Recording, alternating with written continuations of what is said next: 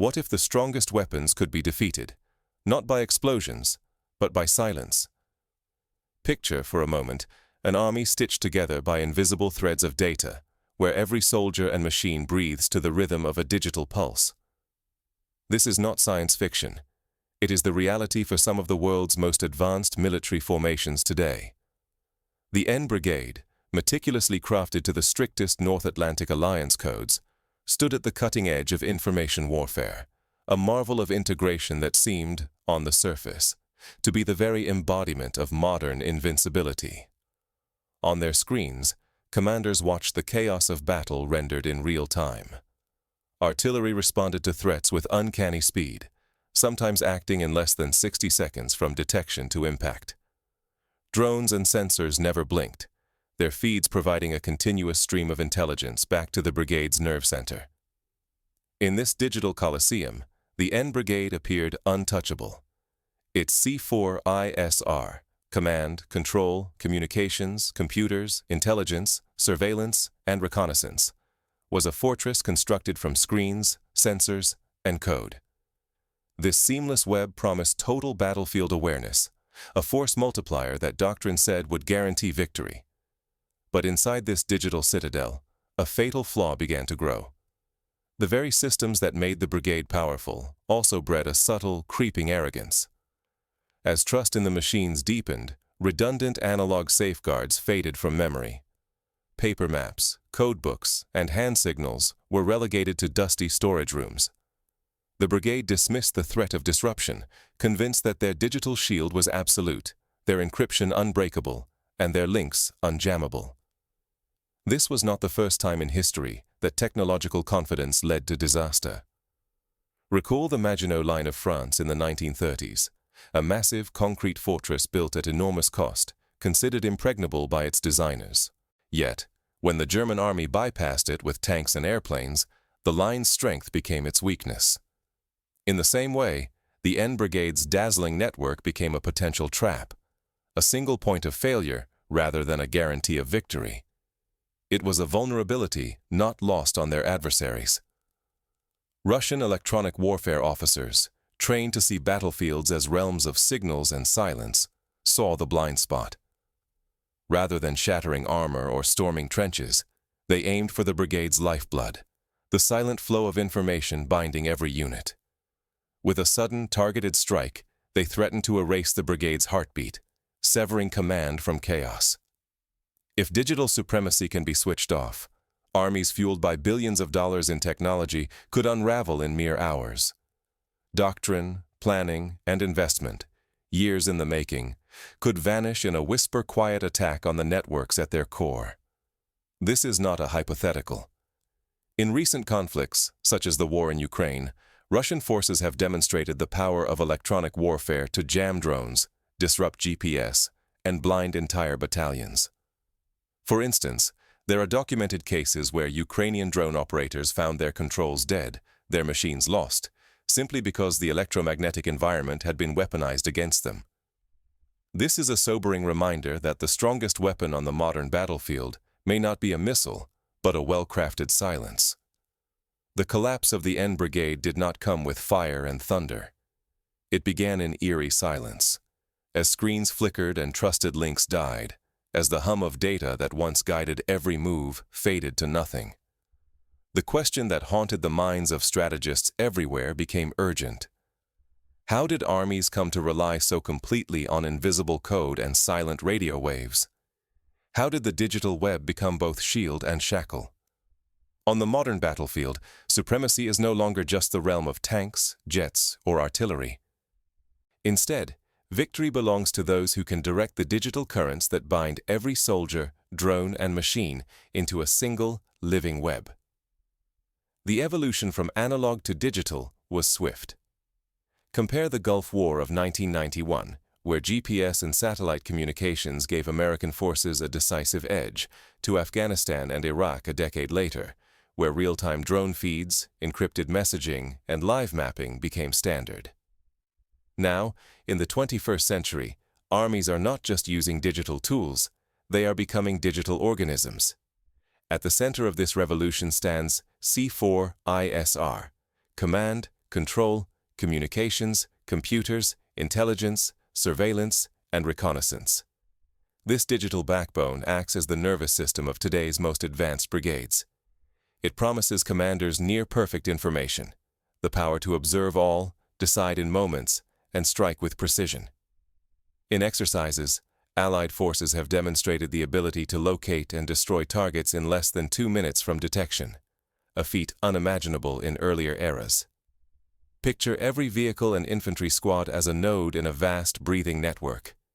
Real-time GPS keeps units aligned to the meter, even as they maneuver through dense forests or urban rubble.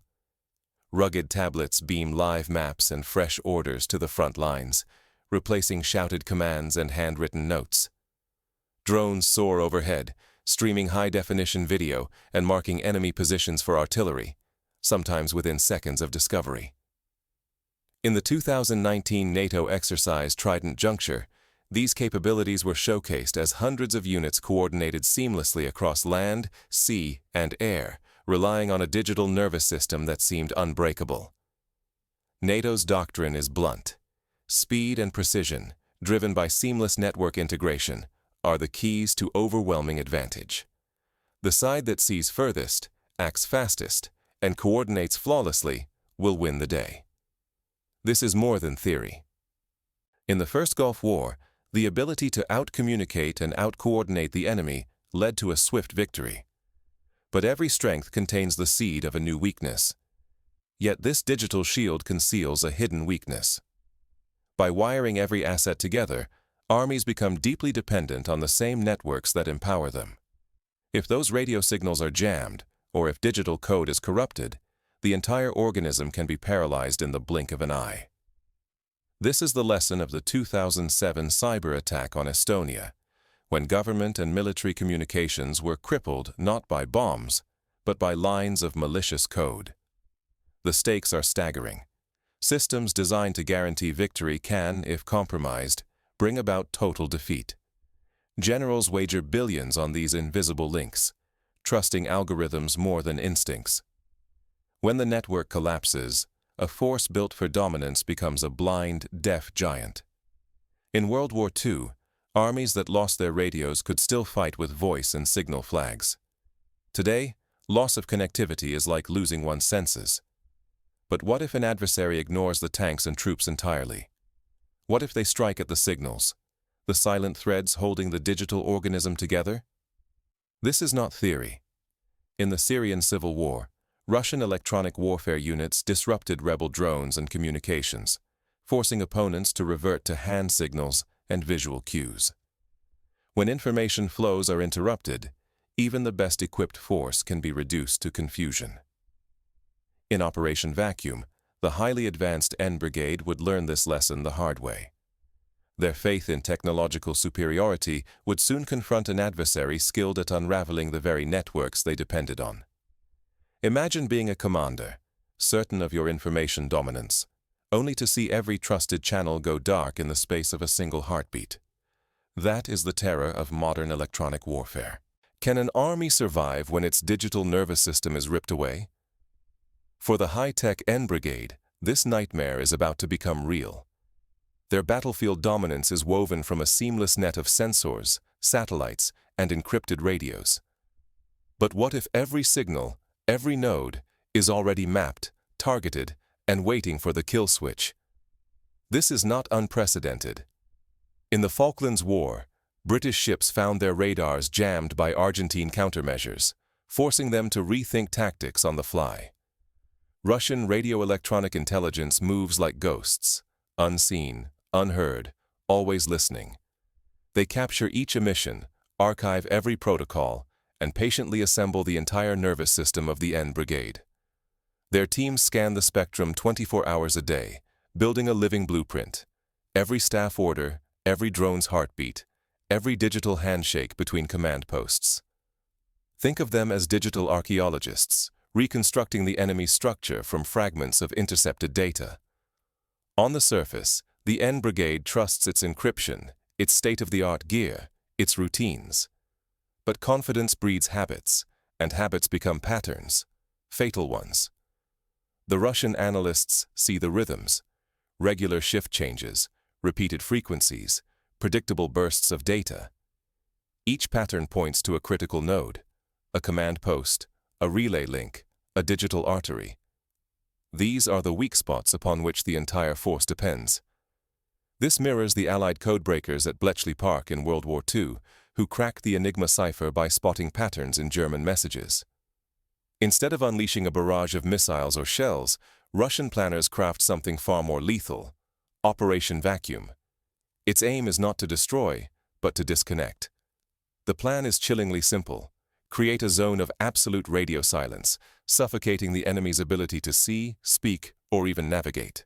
In the 1970s, during the Yom Kippur War, Israeli tank units found themselves isolated when Egyptian forces jammed their radios, nearly leading to disaster.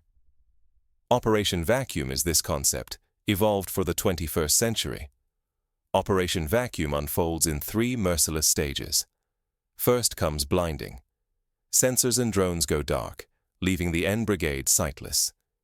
Imagine thousands of dollars worth of drones falling from the sky, their signals lost in a storm of static. Next is deafening. Every channel, from orbital links to field radios, is jammed or spoofed. Navigation signals vanish in a storm of interference, GPS rendered useless, units wandering in confusion. Finally, exploitation. With headquarters isolated and units cut off, precision strikes carve through a force that is now blind, deaf, and leaderless. This is the digital equivalent of severing the head from the body. To pull this off, Russian electronic warfare specialists deploy a formidable arsenal. Systems like Krasuka, Murmansk, Palantin, and Divnomori are positioned across the front, each tailored to disrupt, deceive, or obliterate a specific layer of the enemy's digital world. Every asset is chosen for maximum effect, each strike calculated to peel away another layer of the Enn Brigade's defenses. For example, Krasuka can jam radar and disrupt satellite communications, while Murmansk can interfere with high-frequency radio over hundreds of kilometers. These are not science fiction gadgets. They are already in use in real-world conflict zones. The stakes could not be higher. If Operation Vacuum works, the Enn Brigade, once the symbol of digital superiority, will be reduced to confusion and chaos. Years of investment, training, and doctrine will become liabilities, as their own technology turns against them in their darkest hour. The psychological impact alone can be devastating. History is replete with examples where soldiers, deprived of information and leadership, fell into panic and disarray. In World War I, when communication trenches were cut by artillery, entire battalions became lost and ineffective. With every circuit of the enemy mapped and every weapon of silence primed, the countdown begins. In moments, the network will vanish, and a modern army will be thrown into a fight it was never built to win. This is the moment of truth, when doctrine meets reality, and only the adaptable survive. The lights are about to go out. When the digital world collapses, what remains of an army trained for certainty and control? What happens when a digital army is thrown into utter silence? In mere minutes, the battlefield changes beyond recognition. Drones drop from the sky as their links vanish. Radars fall dark, unable to scan even a single kilometer. Radios spit nothing but static. Digital maps freeze, once bright icons now lifeless. Every strand of the brigade's high-tech web is severed at once. It is as if a city lost power during a storm, skyscrapers glowing one moment, plunging into darkness the next. Commanders, once masters of real-time data, find themselves suddenly blind. Attempting paper maps and hand signals brings only chaos. Analog skills are extinct, and no one is trained for this. Officers are trapped by confusion, searching for answers their vanished technology cannot provide. In the chaos of the Battle of the Bulge in World War II, American units cut off behind enemy lines experienced similar confusion, but at least had training in old-school methods. The Enn Brigade soldiers, however, have only known digital certainty. Fear spreads faster than shrapnel. Tanks halt mid-movement, paralyzed by uncertainty. Artillery crews wait, targeting cues erased. Isolated squads of infantry are left alone, each soldier facing choices in a world where the digital sun has gone out. The army's senses and voice are gone, leaving it stumbling through a void. In the chaos of the 2003 invasion of Iraq, units sometimes lost satellite links and were forced to improvise, but those breakdowns were local and temporary. Here, the loss is total and engineered. Meanwhile, Russian forces keep their own secure lines open. They move with confidence, exploiting the vacuum. There are no massed clashes, just surgical strikes against key command posts and control hubs. The targeting is precise and relentless. This is not the attritional warfare of Verdun, but a chess match where the opponent's pieces can be removed from the board without ever being touched directly. Physical destruction remains shockingly minor. Vehicles and buildings stand mostly intact. But inside, the command structure collapses. The psychological blow is immense. Helplessness becomes total. Defeat arrives not by firepower, but by erasing awareness and cohesion. This is a new kind of blitzkrieg, one that moves at the speed of light, not tanks. Within hours, the famed Enn Brigade ceases to exist as a fighting force. Officers surrender or abandon their posts. Shots are few, yet an entire digital doctrine is shattered.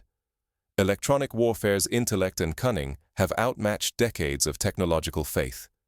In previous wars, the loss of a few radios or a single headquarters might be overcome. Here, the collapse is systemic and irreversible. This is more than a tactical defeat. It is a rupture deep in the foundations of modern military thought. Billions spent, years of training, reputations of generals, everything is at stake. Now, the world must ask, is digital supremacy truly a strength or the gravest weakness? The shockwaves from Operation Vacuum ripple far beyond the battlefield. Military doctrines everywhere must reckon with this new reality.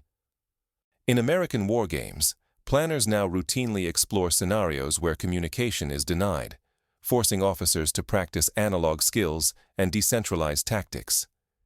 In Israel, after suffering from radio jamming by adversaries, the military invested heavily in electronic countermeasures, reintroducing whistle signals and visual markers alongside digital tools.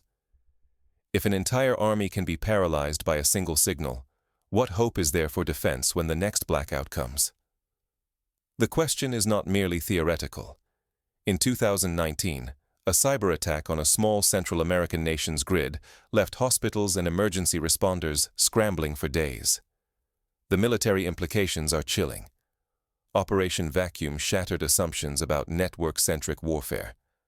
The collapse of the Enn Brigade, a formation boasting the latest interconnected systems, proved that a single flaw in digital communications can bring even the most advanced force to its knees. Their downfall was not due to lack of courage or technology, but to a hidden weakness inside the very networks they trusted. This echoes the fate of the French army in 1940, whose rigid command structure was outpaced by the Germans' flexible, radio-coordinated blitzkrieg. Dependence on digital tools turned fatal. When every order, movement, and update flows through satellites, tablets, and encrypted radios, losing those channels is not just a setback, it is annihilation. Without analog backups or autonomous skills, a force worth billions can be reduced to chaos and silence in mere moments. The lesson is clear. Every system, no matter how advanced, needs a fallback. Electronic warfare has moved to center stage. With mastery of the electromagnetic spectrum, an opponent can blind drones, silence artillery, and isolate commanders, turning the enemy's expensive machines into useless metal. The most advanced weapons are powerless if their digital lifelines are cut. In the early 20th century, the invention of radio gave armies an edge. In the 21st, the ability to deny or control the spectrum is the new coin of victory. To endure in this new age, militaries need more than dazzling hardware.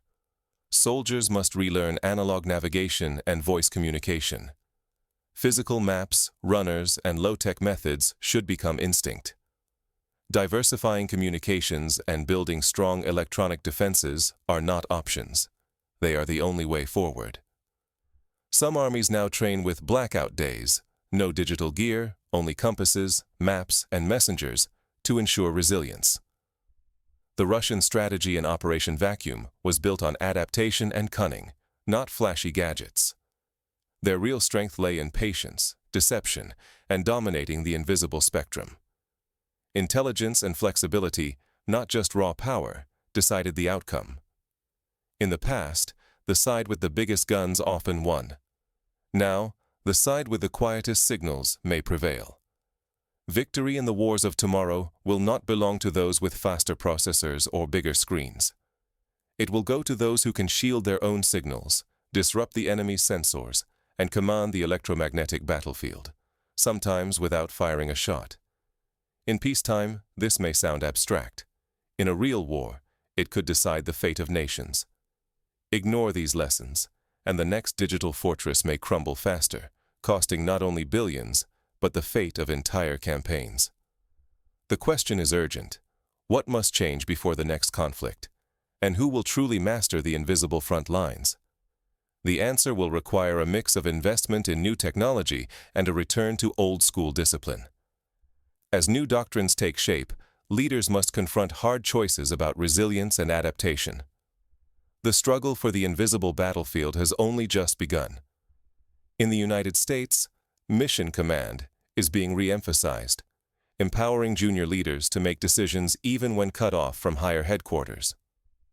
In Germany, exercises now include days where radio silence is enforced and units must signal with flares or runners. These practical steps are not relics, but an insurance policy. When the next war unfolds in silence, who will command the battlefield? The side with the brightest screens, or the one willing to switch them off? The downfall of the Enn Brigade delivered a warning for our era. The more sophisticated and interconnected our systems become, the more fragile they are when challenged by a patient, skilled adversary in electronic warfare. This is not just a military issue.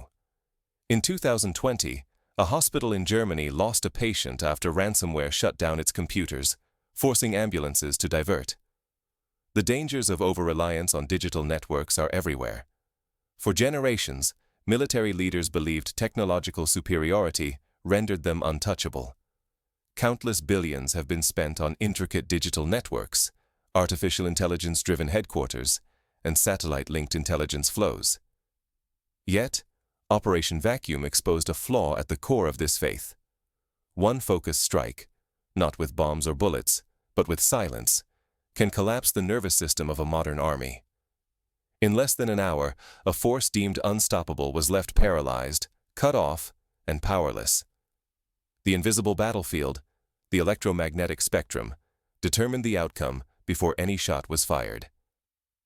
Owning the latest software and hardware is worthless if you cannot shield the unseen links binding your forces. In this age of networked warfare, dependence on digital ties can turn into a fatal liability, ripe for exploitation by anyone who can disrupt, control, or deny the ether. This applies to civilian life as well. Cities now run on smart grids, hospitals on networked records, and corporations on cloud computing, all vulnerable to a well-placed silence. This vulnerability is not limited to the military. Nations and corporations have wagered reputations and fortunes on the illusion of technological dominance. Doctrines are written, careers forged, and lives entrusted to systems that may be blinded or silenced without warning. The question is no longer who wields the most advanced devices, but who can adapt when the lights vanish, who can still move and fight in the dark. In 2015, a cyber attack on Ukraine's power grid left hundreds of thousands without electricity in the dead of winter. The lesson is clear: redundancy and resilience are not luxuries, but necessities. The stakes are higher than ever. For every commander, investor, and innovator, the challenge is clear. Will you cling to the comfort of glowing screens, or prepare to operate when every signal is lost to static? The next victory may belong to those who can turn off their devices, adapt, and shape the fight on their own terms.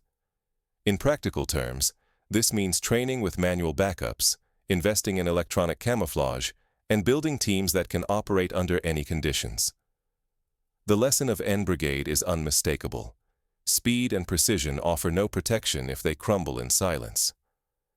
As the electromagnetic spectrum becomes the true high ground, there is no room for arrogance or inertia. Only those willing to rethink doctrine, invest in backup systems, and train for digital darkness will endure. This is not just a call for new gadgets, but for a culture shift, one that values adaptability over comfort. So the question now falls to you. Will your organization be the next to vanish from the network? Or will you master survival in silence before the silent war arrives at your door? The future belongs to those who understand that, in a world of perfect connections, true resilience lies in what you can do when the wires are cut and the screens have gone black. When the next blackout comes, will you be left helpless in the dark or ready to find your way by other means? The silent battlefield is already here. The final victory will belong not to the loudest, but to those who can endure, adapt, and command in the most profound silence.